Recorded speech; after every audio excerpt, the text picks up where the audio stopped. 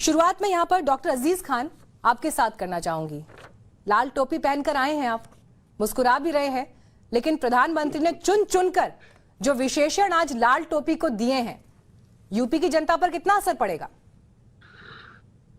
देखिए मीनाक्षी जी, टोपी इसलिए पहनकर आए हैं क्योंकि इसकी सख्त जरूरत है। आज उत्तर प्रदेश में, जैसा कि माननीय मोदी जी ने कहा, रेड अलर्ट है। ये वाकई में रेड अलर्ट है। महंगाई पर रेड अलर्ट है, बेरोजगारी पर है, कानून व्यवस्था पर है, किस तरह बहन बेटियों की इज्जत से खिलवाड़ हो रहा है उस पर रेड अलर्ट है, कैसे किसानों को कुचला जा रहा है उस पर रेड अलर्ट है। और ये लाल टोपीधारी जो है ना, ये ऐसा रेड अलर्ट को आप समझिए, ये जो रेड अलर्ट को सही अलर्ट में बदलेंगे, ये लाल टोपी वाले बदलेंगे। क्योंकि लाल टोपी लगा करके आज जिस तरीके से जो गरीबों का, दलितों का, शोषितों का, वंचितों का जो हक मारा जा रहा है, ये लाल टोपी वाले उसका हक दिलाएंगे। और लाल टोपी पहन करके एक क्रांति के तौर पे क्रांति पैदा करने के लिए उत्तर प्रदेश से लेकर के पूरे देश में समाजवादी पार्टी के जो कार्यकर्ता है वो निकल चले हैं, लोगों को न्याय दिलाने के लिए, हक दिलाने के लिए।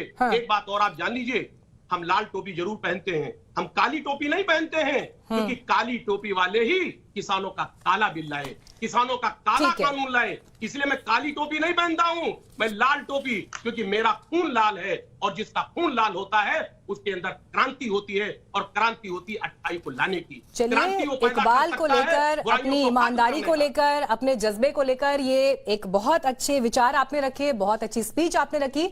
लेकिन अजीज साहब, मेरे पास कुछ आंकड़े हैं। आंकड़े बहुत कुछ कहते हैं, कुछ आंकड़े मैं पढ़ रही हूं आपके सामने। अखिलेश यादव ने यह वादा किया था अपने दौर में कि वो जनता दर्शन में जनता से मिलेंगे, और आरटीआई से जो जवाब है वो इस वक्त इन कागजों में मेरे पास है, आपके सामने पढ़ रही हूं। 2012 से 2014 में 66 में से केवल 10 बार जनता दर्शन किया। एनसीआरबी का डेटा पढ़ रही हूं सर आपके सामने। वादा किया था अखिलेश यादव ने, सुरक्षा व्यवस्था बढ़ाई जाएगी, महिलाओं की सुरक्षा पर ध्यान दिया जाएगा। काम क्या किया? डायल 100 और विमेन हेल्पलाइन नंबर 1090 को लॉन्च किया। लेकिन साल 2013 में 32,546 से 2014 में 38,467 के बीच केसेस सामने आए महिलाओं के प्रति क्राइम के। और इस दौर में जो साल मैंने आपके सामने मेंशन किए, 2013 से 2014 में 18% बढ़ोतरी हुई। एनसीआरबी का डेटा है। फसल बर्बाद होने पर किसानों को मुआवजे की बात हुई, और काम के बाद जो सामने आया, मुआवजा देने में भारी गलतियां, किसानों को 23 रुपए तक के मुआवजे दिए गए। 23 रुपए, बड़ा समर्थन कर रहे हैं आप किसानों का। हत्या की वारदातें हालांकि जो है वो आप देख लीजिए, 2012 से 2016 के दौरान 23,674 लोगों की हत्याएं हुई हैं। ये डेटा मैंने 3 अलग अलग केसेस का आपके सामने रखा है। अब बताइए, लाल टोपी का रेड अलर्ट क्या है इन आंकड़ों के आधार पर? लाल टोपी का रेड अलर्ट है कि जो जंगल राज उत्तर प्रदेश में पैदा हो गया है, हाथरस में बेटी के साथ रेप होता है और पुलिस अधिकारी कहता रेप नहीं हुआ।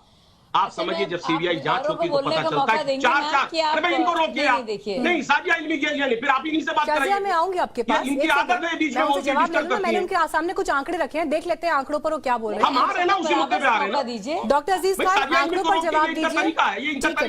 ठीक नहीं है, ठीक है, इनको रोकिए आप। एक एक करके मैं बात कर रहा हूं, आप कंप्लीट करिए। देखिए, हाथरस में बेटी के साथ न्याय नहीं हुआ, और वो बात को छिपाने के लिए आपने देखा रात के अंधेरे में जला दिया गया।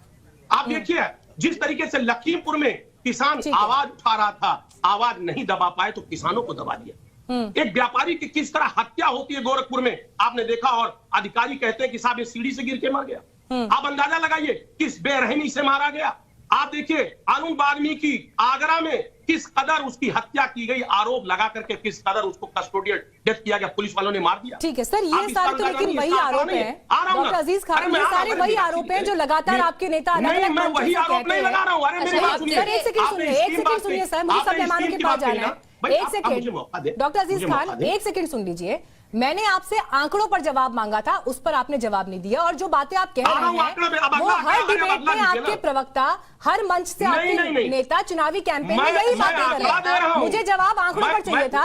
लेकिन डॉक्टर अजीज खान लेकर आ रही हूं, हमारे पास जो सवाल है ऑडियंस से आए हैं। शिशिर भालचंद्र घाट पांडे भोपाल मध्य प्रदेश से ये सवाल भेज रहे हैं। सर मैं आ रही हूँ, आसिम वकार साहब, मैं आ रही हूँ आपके पास ना। आपने जो बातें बोली हैं उसी पर आपके कहे हुए मुद्दे पर ही बातचीत को आगे बढ़ाएंगे। एक एक करके मैं जवाब ले लूं सबसे। अगर सब एक साथ बोलेंगे तो कोई किसी के विमर्श को समझ नहीं पाएगा। रिक्वेस्ट है मेरी आपसे।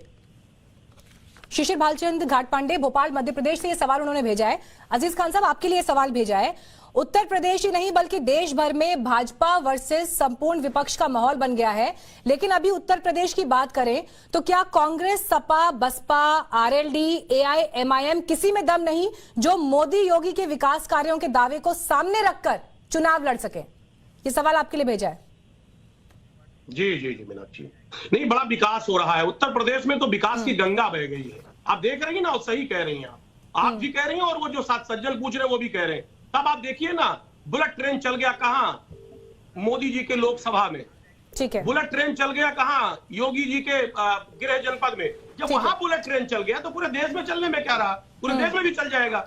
अरे आप समझिए, बुलेट ट्रेन का वादा किया था, मेट्रो नहीं चला पाए। शाजिया मैं आ रही हूँ आपके पास, सुनिए ना, मैं आ रही हूँ शाजिया आपके पास। अरे विकास की भाई, ये तो साजिया जी बहुत डिस्टर्ब करती है, इनको रोकिए आप, ये तरीका इनका नहीं है।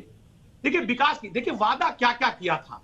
100 स्मार्ट सिटी बनाएंगे, 75 नए मेडिकल कॉलेज बनाएंगे, 2 करोड़ नौकरी हर साल देंगे, 70 लाख। आप विकास के आधार पर चुनौती नहीं दे पा रहे हैं, लेकिन वही तो दर्शक आपसे सवाल पूछ रहा है सर, वही तो सवाल मैं पूछ कह रहा रहा हूं ना, वही दर्शक की बात तो बता रहा हूं। विकास तो फिर ये जो इस समय चुनावी मैदान में जिस तरह की बयानबाजी नेताओं की आ रही है वो क्यों आ रही है? यही तो सवाल है। जो सवाल किया था, ठीक है, एनसीआरबी के आंकड़े के, इसको जरा लाइट डिटेक्टर से चेक करिए आप, लाइट डिटेक्टर से सुनिए। शाजिया रिस्पॉन्ड करिए। रिपोर्ट 2013। ठीक है, आपके सवाल का शाजिया जवाब देंगी। शाजिया वो कह रही हैं कि आपकी तमाम विकास योजनाएं जो हैं, जो भी आप वादे करते हैं, वो फर्जी हैं। जवाब नहीं दूंगी। मुझे मौका नहीं, आप चुप रहिए, बिल्कुल चुप रहिए आप मीनाक्षी जी। नहीं, बिल्कुल चुप रहिए, मैं कुछ और कहना चाह रही हूँ। आप मीनाक्षी जी बिल्कुल चुप रहिए, जो मैं कुछ और कहना चाह रही हूँ। मैं बोल कर रही हूँ, आपके जो विपक्ष के वहाँ पे नेता बैठे हैं वो जवाब दे रहे हैं आपको। नहीं, आप कोई और बोल रहा है, मुझे कुछ और कहना है मुझे। आप किसी और को चुप कराइए, आप बचने की कोशिश ना कीजिए। मैंने अभी भी कहा था कि आपने कहा था महिलाओं की स्थिति और खराब ठीक है, अजीज खान सुन लीजिए। ठीक है, डॉक्टर अजीज खान आप कंप्लीट करिए। बस 1 मिनट बस। हम कहना चाह रहे थे, अभी साजिया इल्मी जी बात रख रही थी, मैं एनसीआरबी का रिपोर्ट रखना चाह रहा था मैम, कि क्राइम रिपोर्ट जो एनसीआरबी का रिपोर्ट है उसमें देखें 2013 और 2019 के बीच का रिपोर्ट। 2013 में क्राइम रेट था 215.7 प्रति लाख और 2019 में ये हो गया 241.2 प्रति लाख। 10.5% ये बढ़ गया क्राइम रेट। महिलाओं के खिलाफ जो उत्पीड़न है वो 23.7% की बढ़ोतरी हुई है। आप देखिए, कहिए तो उसका आंकड़ा भी दे दें। महिलाओं के इज्जत से हमला पर जो केसेस, जो उसका परसेंट बढ़ा है वो 19.9% बढ़ा है। एससी और एसटी के खिलाफ जो उत्पीड़न है वो 14.7% बढ़ा है। ये एनसीआरबी का आंकड़ा है, कहिए तो इसका डिटेल पूरा मैं आपके पास भेज दूं।